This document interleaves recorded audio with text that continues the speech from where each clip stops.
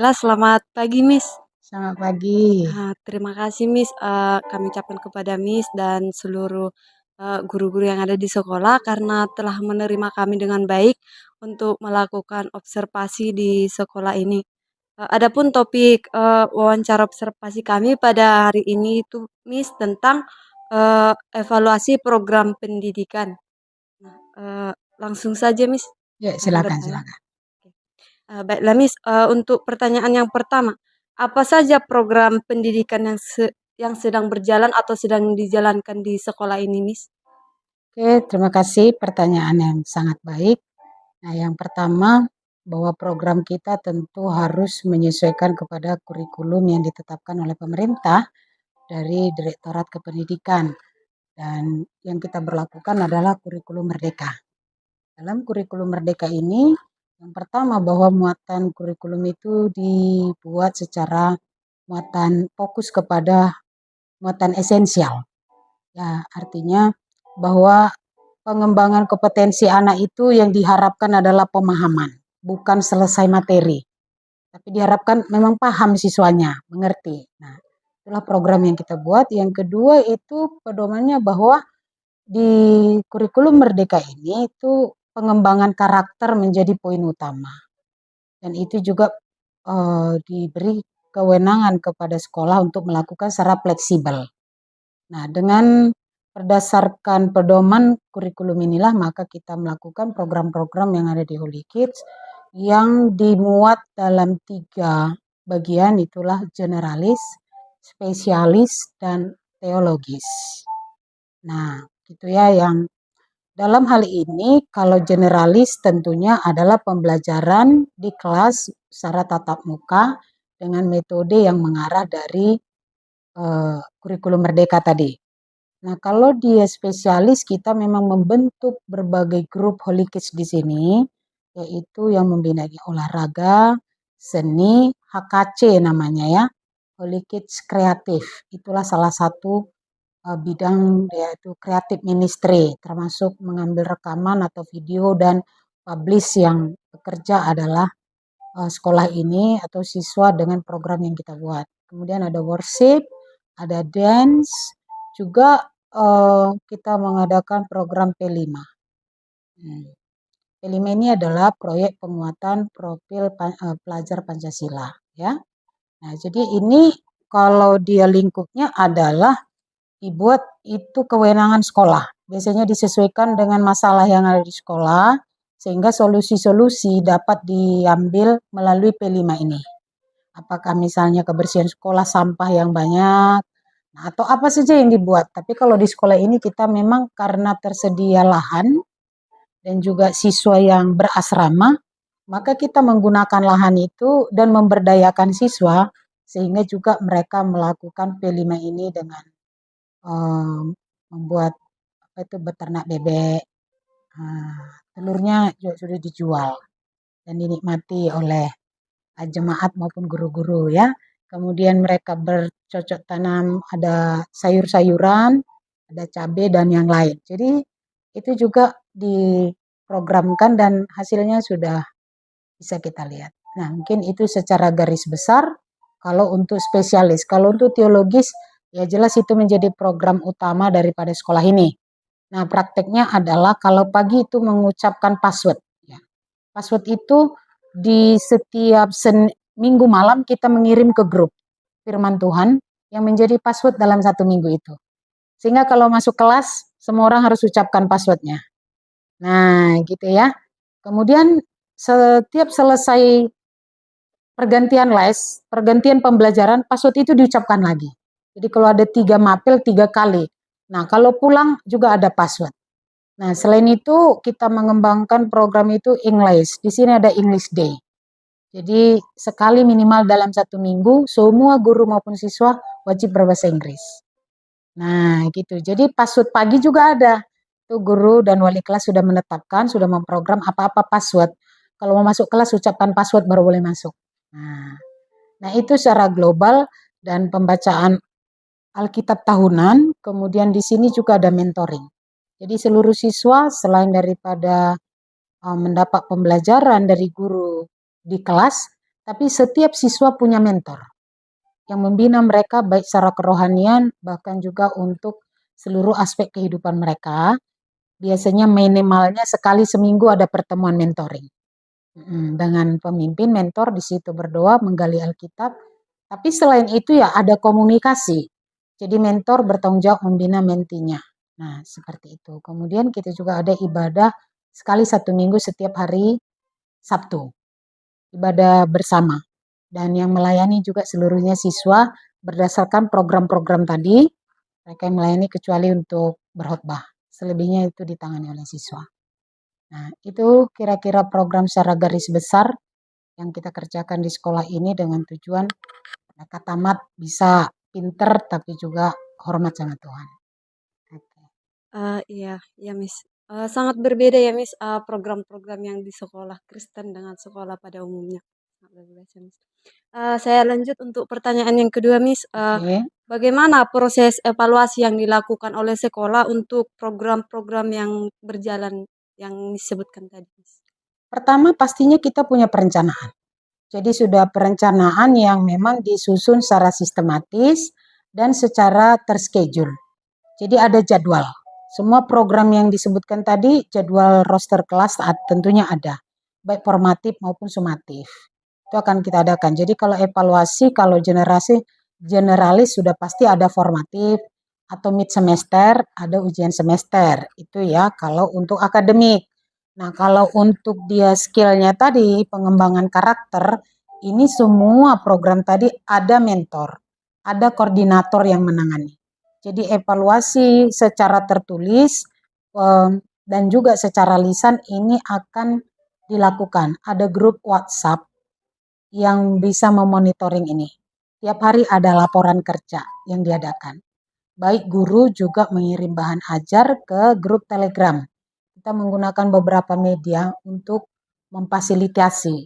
Dan ini dilakukan setiap hari. Baik guru maupun siswa, itu pembelajaran semuanya terekam. Jadi ada CCTV yang bukan CCTV kelas, tapi ada aplikasi yang memuat kalau tiap kelas itu bisa terkoordinasi di depan laptop kita bisa tahu. Ini guru ngapain, siswa yang berapa yang belajar aktif, ini semua terekam. Jadi itu alat evaluasi kita yang melekat. Nah, yang pastinya secara berkala pasti akan ada briefing. Kalau tiap pagi kalau dengan teacher ada briefing. Sebelum kita memulai pembelajaran, teacher briefing dan berdoa bersama. Kalau dia untuk siswa, ada laporan yang memang di grup. Siapa yang sudah ngerjakan PR, siapa yang password, semuanya terekam di grup. Jadi akan kelihatan orang-orang yang mengerjakan atau tidak. Nah, begitu secara evaluasinya. Jadi secara cepat kita bisa dapat. Kita lanjut untuk pertanyaan yang ketiga, Miss. Hmm. Apakah ada kebijakan khusus terkait evaluasi program pendidikan itu, Miss? Ya, pastinya ya. Kalau kebijakan justru itu menjadi indikator utama, walaupun ya secara tertulis maupun secara lisan, ya. Karena kalau namanya dia evaluasi dan pembelajaran ini kan sifatnya proses dan tentu ada progres. Kadang-kadang terlaksana, kadang-kadang tidak terlaksana, kadang-kadang tercapai, kadang-kadang juga tidak tercapai. Tapi dalam hal ini ya tentunya kebijaksanaan kalaupun belum tercapai, biasanya kita memberi kesempatan lagi, memberi arahan, ya. Ataupun ya kalau dibutuhkan juga ada sanksi-sanksi, itu bisa kita beri. Dan ada sanksi-sanksi ya kalau misalnya siswa dia tidak hadir atau melakukan pelanggaran lebih dari 3 kali itu dapat SP1, dapat SP2 begitu ya. Ataupun kita kan di sini juga memberlakukan tidak boleh menggunakan handphone kecuali waktu dibutuhkan.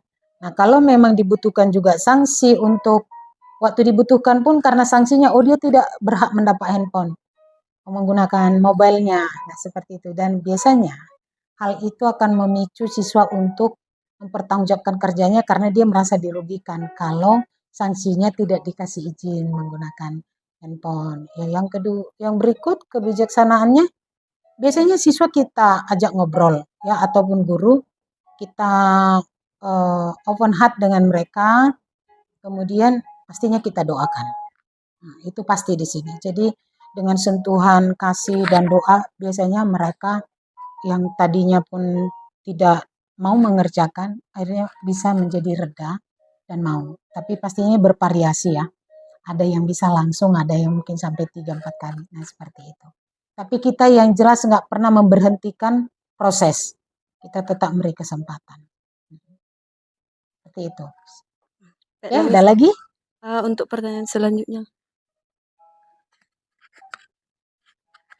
Baiklah Miss, di sini ada seputaran pertanyaan mengenai tujuan dan manfaat evaluasi program pendidikan, di mana pertanyaan yang pertama, eee, apa Miss tujuan utama dari evaluasi program, pendidikan di Holy Kids ini, Miss?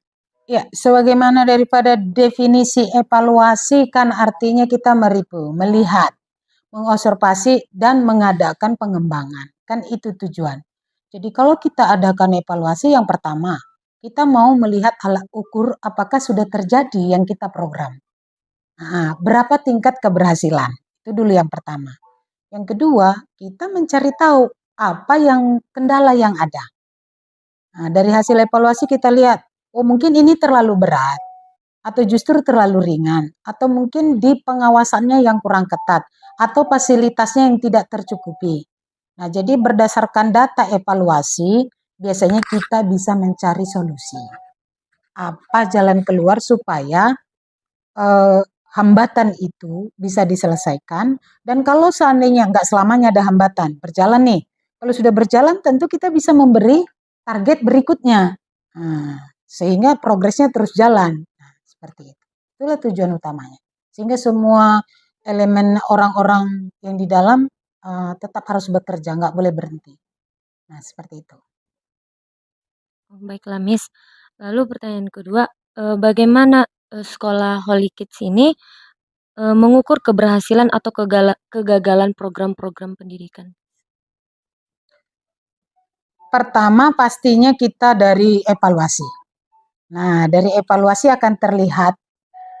Yang kedua, kita membuat barometer daripada keberhasilan. Barometer itu adalah sesuatu yang bisa diukur. Contoh, dari mana kita tahu karakter siswa sudah meningkat? Yaitu dari dia mengirimkan saat teduhnya setiap pagi. Nah, kelihatan itu bisa karena alat ukurnya ada, dikirim ke grup. Jadi bukan dia bilang, oh aku udah menjadi lebih baik. Lebih baiknya kelihatannya dari kita di sini WhatsApp itu, grup WhatsApp, grup Telegram memang menjadi alat yang kita sangat butuhkan dan juga beberapa media lain. Jadi kita kelihatan semua apa yang dikerjakan itu. Kemudian recordnya ada. Nah, kemudian daripada praktek ya seperti tadi P5, alat ukurnya mana? Ya kan nampak tuh kelihatan. Hasil kerjanya bebek bertelur. Ada hasil yang diambil, dimakan, gitu ya.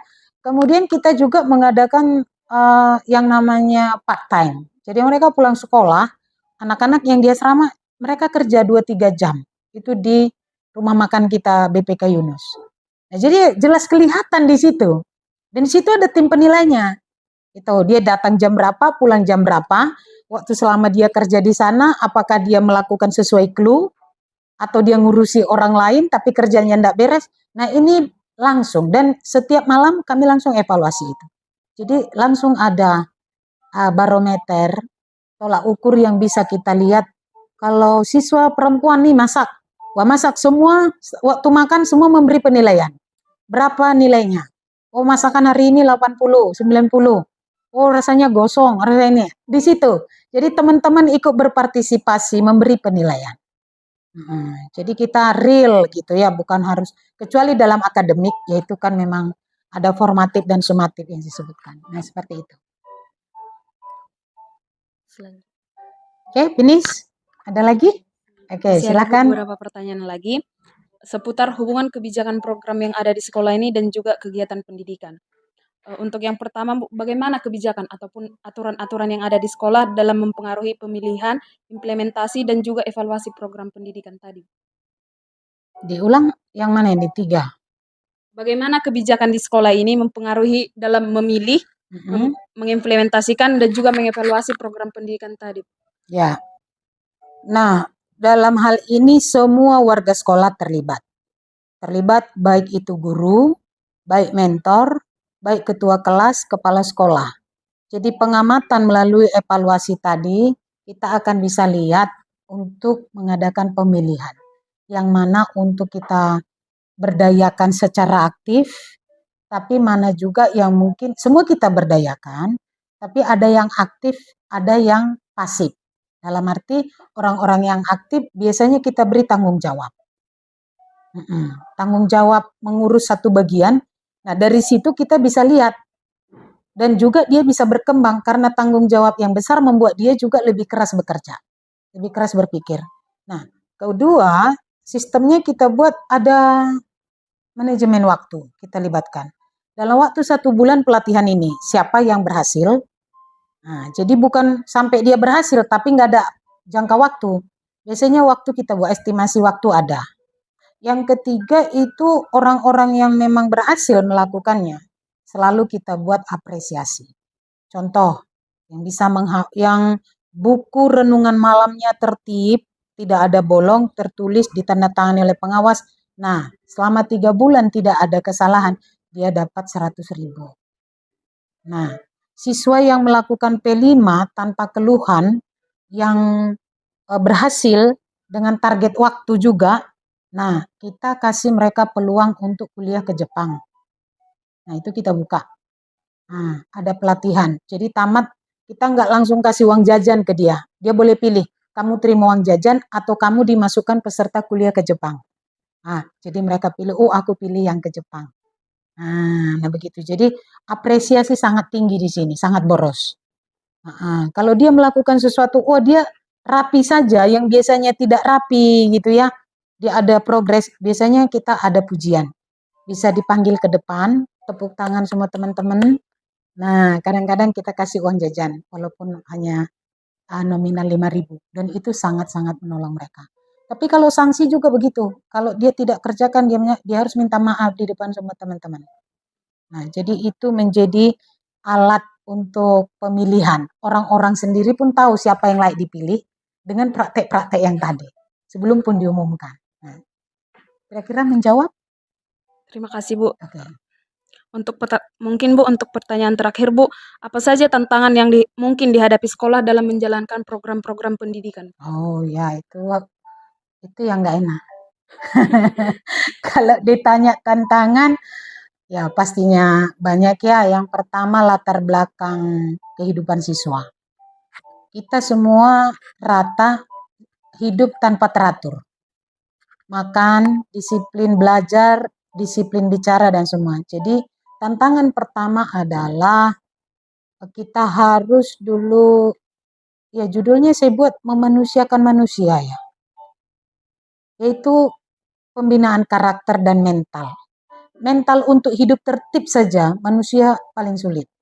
Jadi yang kemarin dia dari rumah suka-suka, tiba-tiba di sini terschedule mulai bangun sampai tidur, itu penderitaan. Nah itu tantangan pertama. Dan kita harus punya kesabaran, punya metode yang menolong mereka untuk bertahan melalui masa-masa itu. Yang kedua tantangannya tentu SDM. SDM yang ahli juga untuk sebagai mentor ataupun sebagai tenaga pendidik dengan semua elemen yang di dalam, itu nggak semua guru mampu. Guru hanya bisa berdiri di kelas, ada kebanyakan begitu ya, berdiri di kelas menyelesaikan buku paket, tapi kalau disambungkan dengan yang tadi ini, ya pastinya kita butuh pelatihan dan butuh waktu untuk mendapatkan sumber daya manusia seperti ini. Yang ketiga udah pasti ya, semua proyek kan pasti butuh uang. Jadi kita juga berprogres, tapi pasti itu juga adalah salah satu tantangan. Tantangan berikut saya kira ya ruang lingkup. Kita punya mindset atau visi segini, tapi orang-orang di sekitar kita belum tentu menangkap hal itu. Bahkan itu bisa jadi dianggap berlebihan. Termasuk orang tua.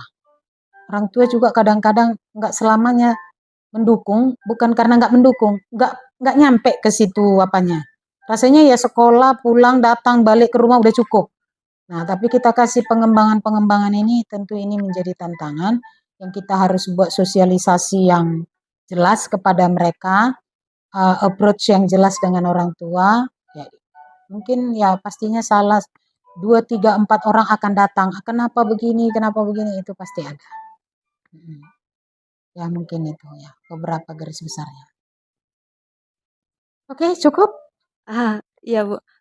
Demikian pertanyaan kami, Bu. Terima kasih kami ucapkan kepada Ibu yang telah, bersedia menjawab dan kesediaan Ibu untuk menerima kami dan menjawab setiap Ya, pertanyaan kami. oke. Terima Terima kasih. kasih, Semoga Bu. bermanfaat ya. Ya. Tuhan berkati ya.